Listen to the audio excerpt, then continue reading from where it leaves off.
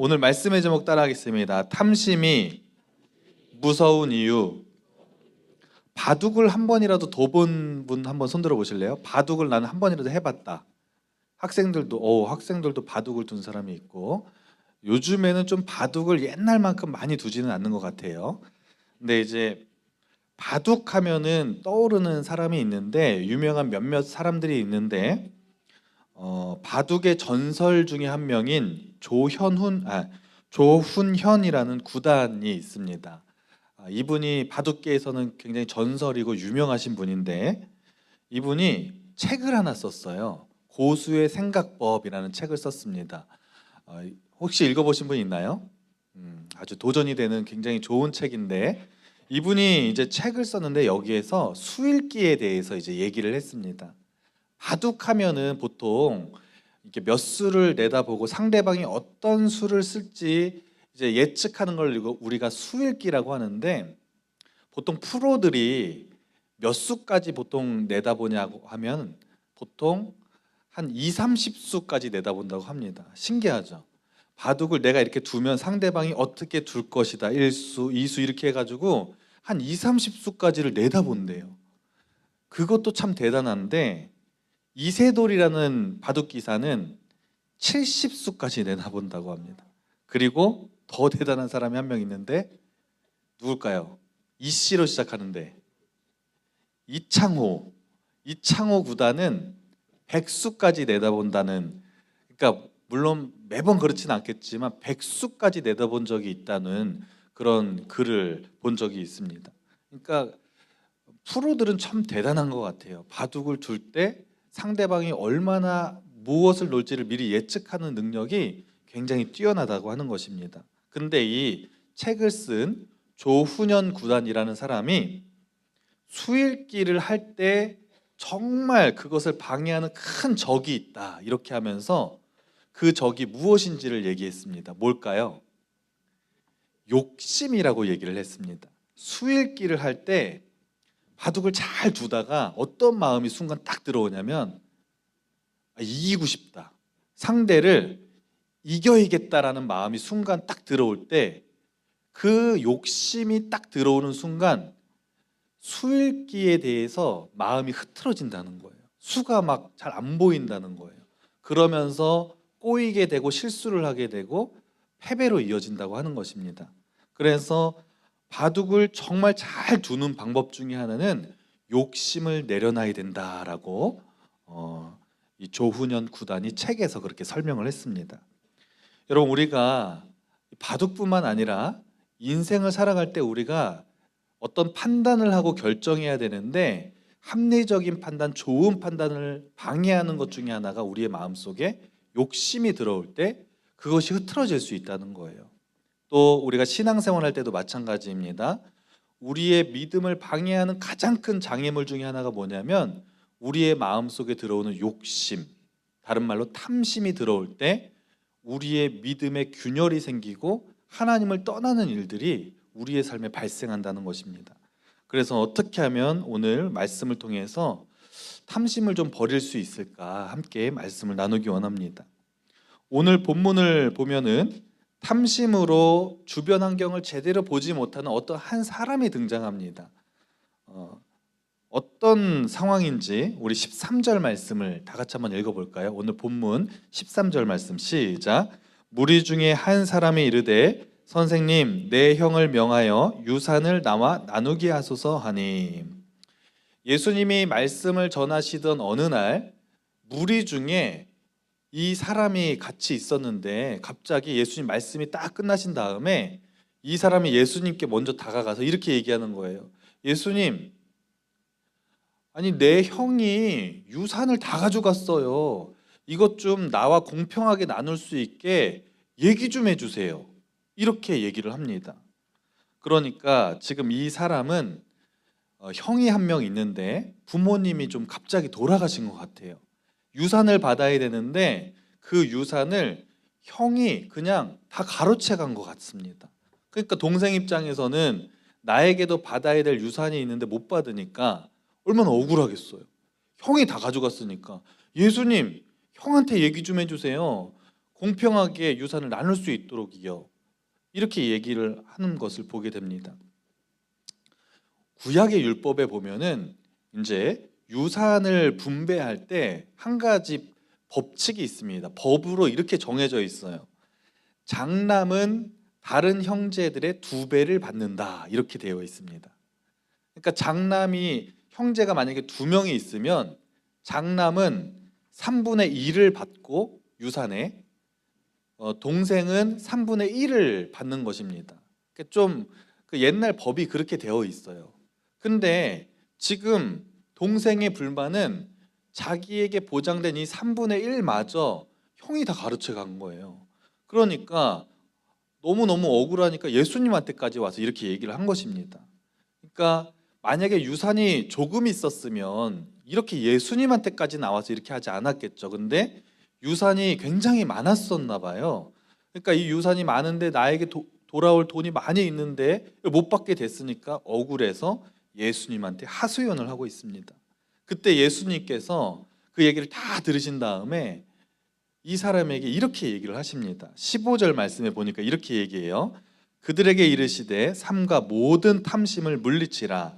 사람의 생명이 그 소유에 넉넉한 데 있지 아니하니라 하시고, 예수님이 이 동생의 얘기를 가만히 듣고 계시다가 그 사람이 지금 어떤 마음을 가지고 있는지 꿰뚫어 보셨어요.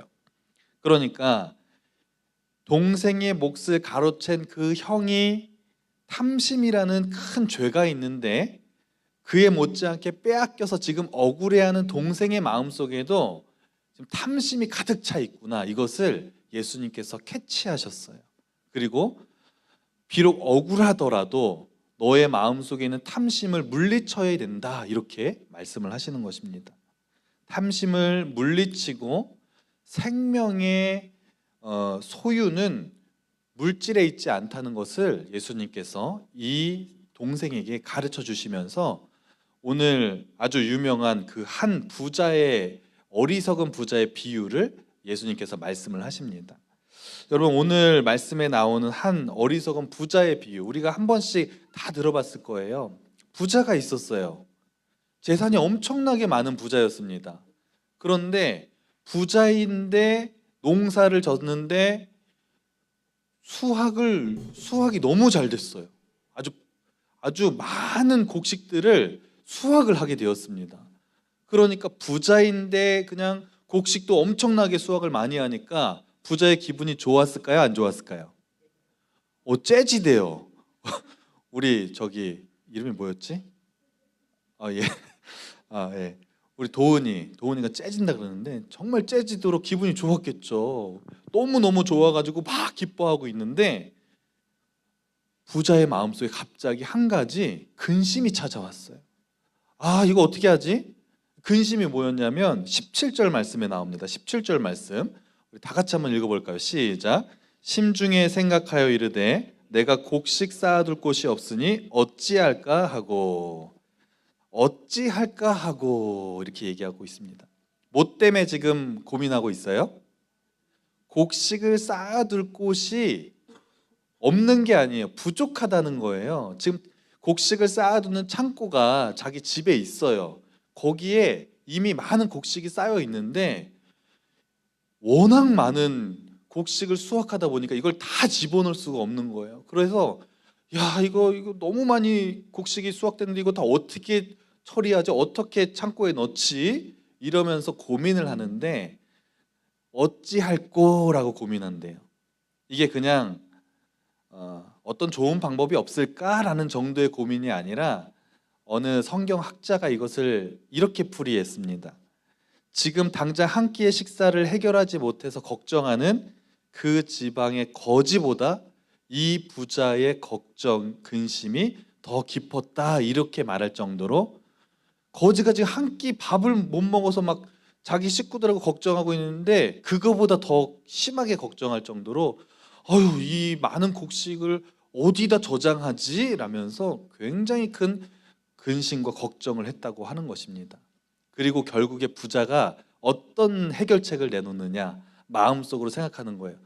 그래, 곡식을 넣을 창고가 작으면 창고를 때려 부시면 되지. 그러면서 자기 창고를 때려 부시고 더 큰 창고를 만들기로 결심을 합니다. 아직 시도하진 않았고 생각으로만 하는 거예요. 그리고 야, 이제 그 큰 창고를 만들면 내가 수확한 이 곡식을 다 저장할 수 있겠지. 그러면 이제 나는 앞으로 먹고 살 걱정 없겠다. 그냥 즐겁게 즐기면서 이제 살면 되겠다. 그러면서 너무너무 행복해하고 기뻐하는, 생각으로 그렇게 하는 그런 모습을 오늘 말씀에서 보여주고 있는 것입니다.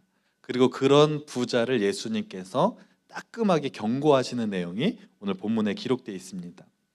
여러분, 미국의 유명한 부자였던 록펠러가 인터뷰에서 기자에게 이런 질문을 받았어요.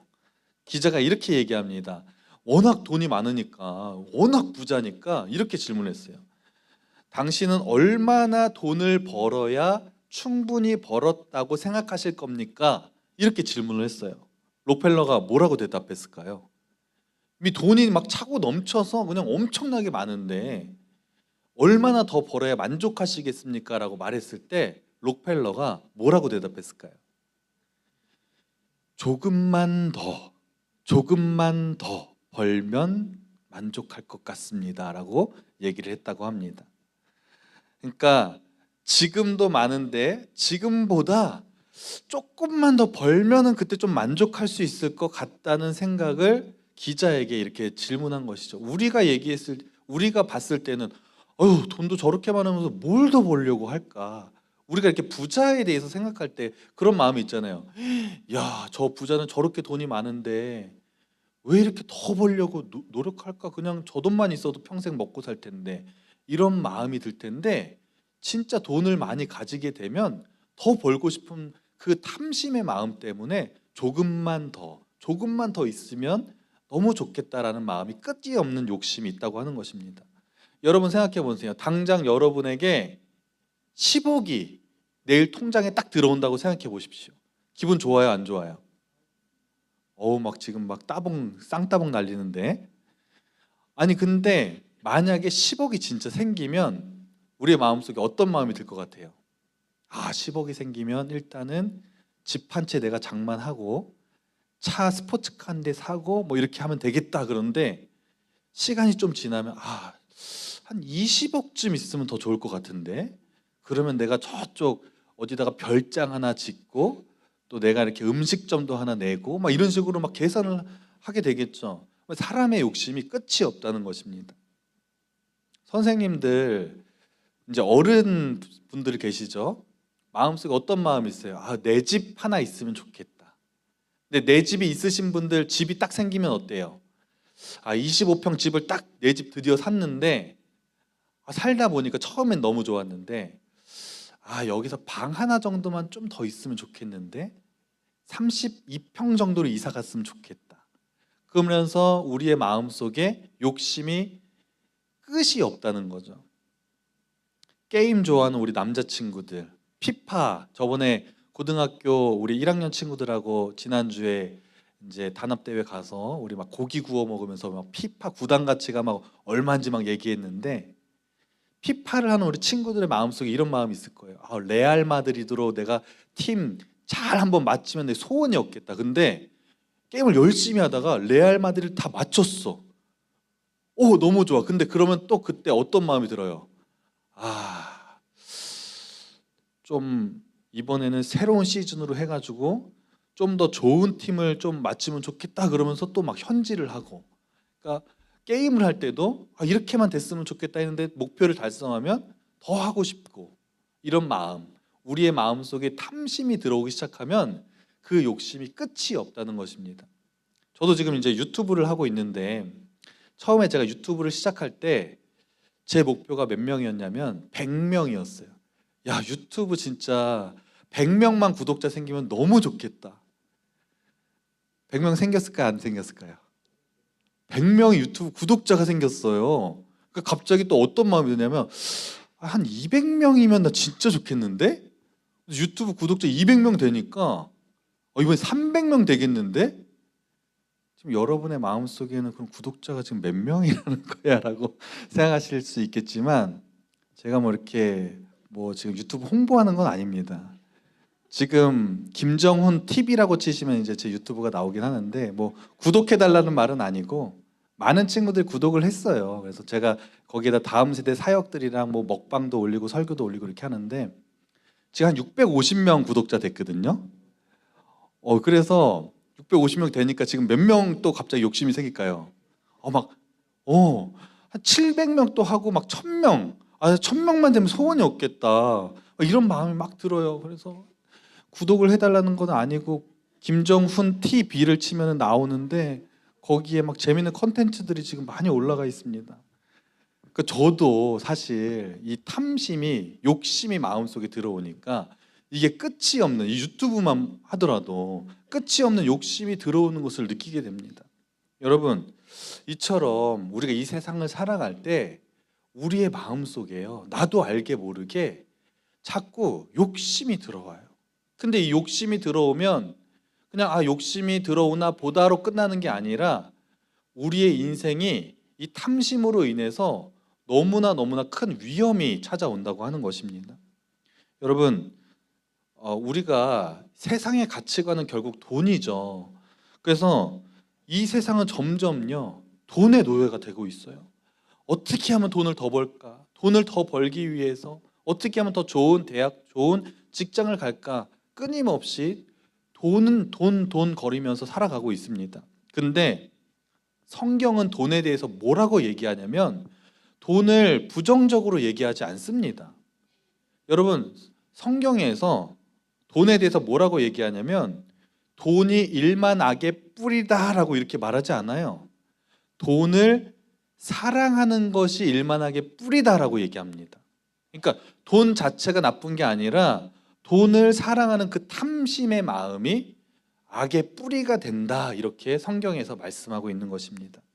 그런데 문제는 돈이 어느 정도 있는 거 좋습니다. 돈이 있어야 우리가 하나님 앞에 헌금도 하고 좋은 선한 일도 하고 우리의 생활도 할 수 있는 것이죠. 그런데 그 돈에 대해서 탐심의 노예가 되는 순간 우리의 마음속에 무엇이 가장 위험하냐 하면 참 주인을 잊어버린다는 거예요. 우리의 참 주인이 누구시죠? 하나님이십니다. 우리의 참 주인이 하나님이신데 우리의 마음속에 탐심이 들어오는 순간, 어느 순간부터 하나님이 안 보이기 시작해요. 그리고 하나님이 안 보이기 시작하니까 어떻게 하냐면 그 다음부터 내가 하고 싶은 대로 하다가 결국에 인생의 나락으로 가고 믿음을 잃어버리게 되고 결국 교회를 떠나는 일들이 막 많이 벌어지게 된다고 하는 것입니다. 주일에 장사하면 돈 많이 벌 수 있죠. 그래서 성도님들 중에서 주일날 오전에 예배 딱 드리고 나서 그 다음에 장사로 가셔서 이렇게 하시는 분들이 있습니다.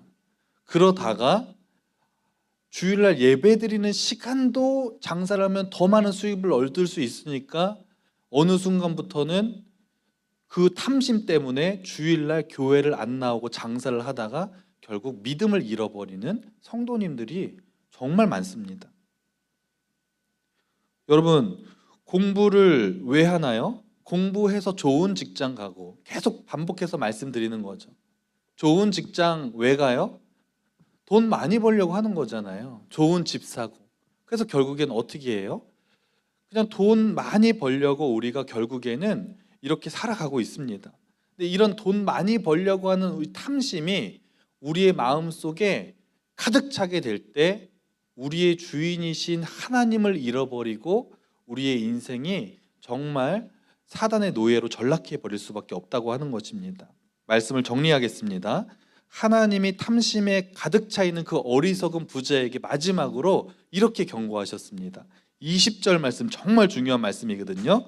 20절 말씀 다 같이 한번 읽어볼까요? 시작. 하나님은 이르시되 어리석은 자여 오늘 밤에 내 영혼을 도로 찾으리니 그러면 내 준비한 것이 누구의 것이 되겠느냐 하셨으니.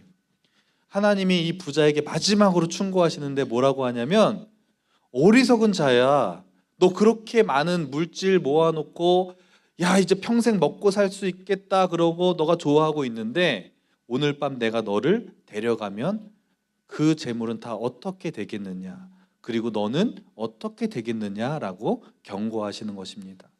우리가 돈 많이 벌기 위해서 인생을 아득바득 정말 공부 막 열심히 하고 정말 좋은 대학 가기 위해서 치열하게 살고 진짜 돈을 많이 벌었어요. 그런데 그렇게 힘들게 살아와서 이제 좀 살만해서 돈 좀 펑펑 쓰려고 하는데 그날 밤 하나님이 여러분을 딱 데려가셨을 때, 여러분이 죽었을 때, 여러분이 믿음을 만약에 잃어버렸다면 그것처럼 불행한 인생이 어디 있겠습니까?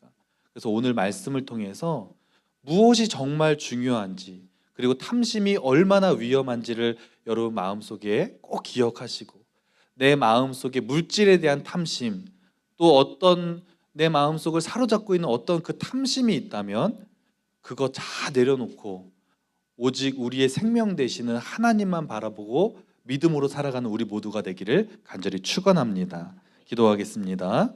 하나님, 어리석은 부자는 부자임에도 불구하고 자기의 수많은 곡식들을 채울 창고를 더 크게 짓는 것에 혈안이 되어서 또 자기의 물질이 많은 것에 대해서 기뻐하고 있지만 결국 그가 죽었을 때에 그는 지옥에 갈 수밖에 없는 존재로 전락한다는 것을 우리가 깨닫습니다.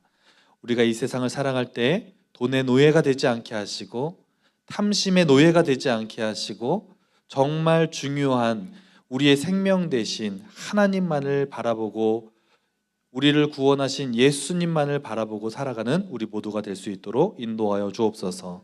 이 모든 말씀 예수님의 이름으로 기도합니다. 아멘.